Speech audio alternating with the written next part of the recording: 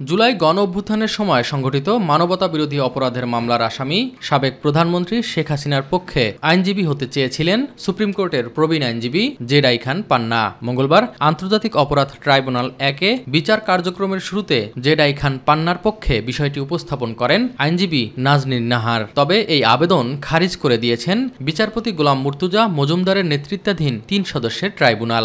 ওনার পক্ষ থেকে ওনার আরেকটি মেসেজ ছিল যে কোর্ট যদি ওনাকে ডিফেন্স লয়ার হিসেবে নিয়োগ নাও দেন সাবেক মাননীয় প্রধানমন্ত্রীর জন্য ওনাকে যেন অ্যাসিস্ট করার জন্য একটি অনুমতি দেওয়া হয়।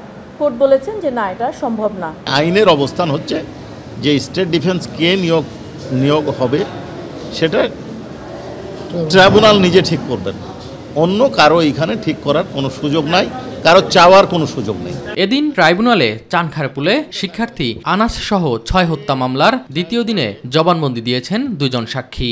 উনি বলেছেন কোমলমতি শিক্ষার্থী এবং ছাত্র আন্দোলনকারী তাদেরকে যারা হত্যা করেছে, হত্যার নির্দেশ দিয়েছে তাদের এবং আহত করেছে তাদের উনি বিচার চান।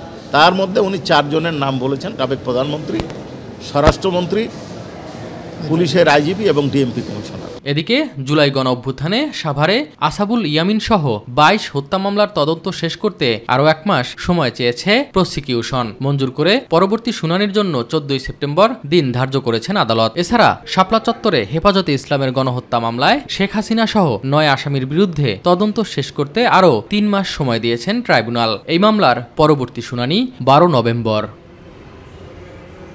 এস এম আরিফ, মাই টিভি, ঢাকা।